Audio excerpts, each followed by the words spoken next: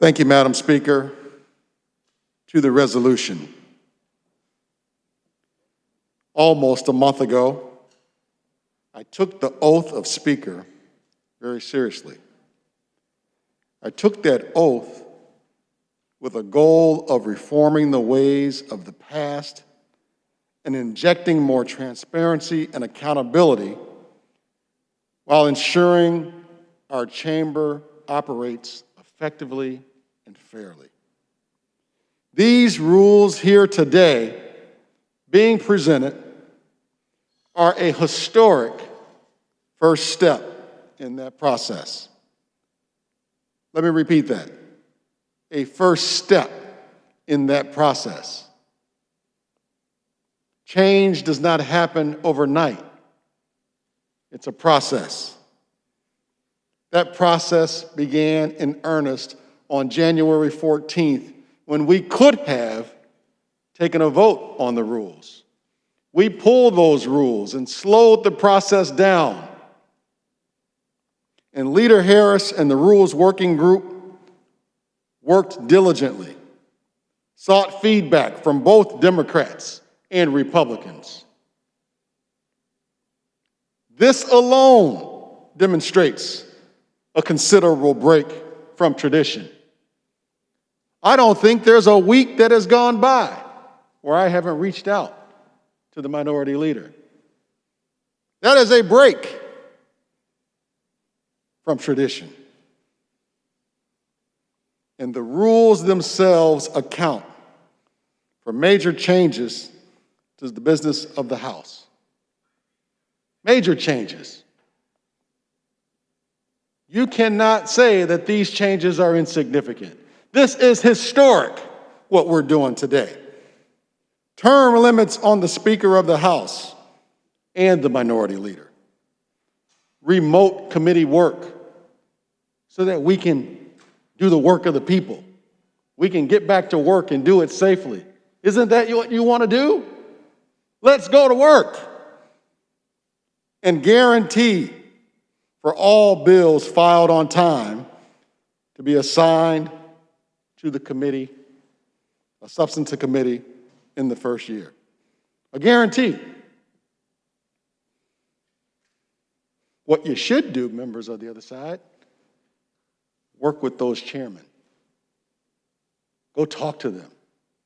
You know, we had a committee in the 101st General Assembly where the chair of the executive committee and the Republican spokesperson actually communicated with each other. We worked well together. Maybe you want to do that in the 102nd General Assembly. We empowered those chairs for a reason. Work with them. These changes incorporate a number of items, Leader, that Republicans have long advocated for. And these rules mirror what the Republicans across the way have consistently supported. Consistently. Despite these steps, and despite the multiple instances in which Republican requests have been accommodated, for the last 48 hours, all we've heard from the other side of the aisle has been spin, spin, spin. Putting out nothing but untruths that these rules are about protecting the Speaker's power.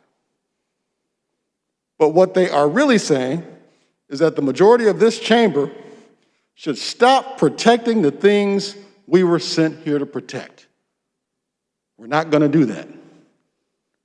We're going to continue to do our jobs and protect the people that sent us to protect them.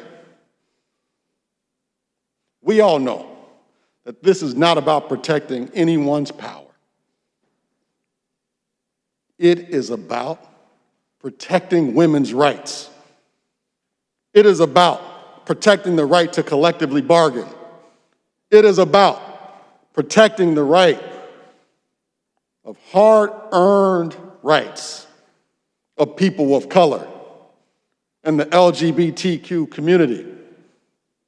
It is about making health care and prescription drugs more affordable. It is about keeping our communities safe from gun violence, not allowing one side or the other to slow the process down so that good legislation that protects hardworking people in this state doesn't get past the General Assembly. Protecting those people and the values as voters sent the majority of this chamber to do is not controlling the process. It is the fundamental responsibility of a representative body. That's what this is about. That's what these rules are about, ladies and gentlemen. There is more work to be done, leader. Lots more work to be done. The Rules Working Group will continue its review of proposed changes offered by both Democrats and Republicans, including notice for floor consideration of bills and amendments, the appointment and powers of committee chairs, the powers of the Speaker and the Minority Leader, rules regarding notes and debate time standards, and much more. There's a lot of things that's still left to be discussed. We're not going to change the world in 3 weeks. Not going to happen. And you know what, leader? We're going to have those breakfast meetings.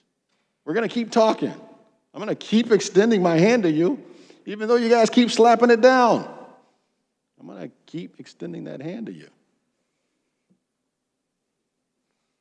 I ask for a yes vote on these new House rules, which is just the beginning. It is a new day, a new era, a new approach. And so what we should all do here today is support these rules, and let's go to work. Let's get the job done for the people, and begin by voting yes here today. Thank you, Madam Speaker.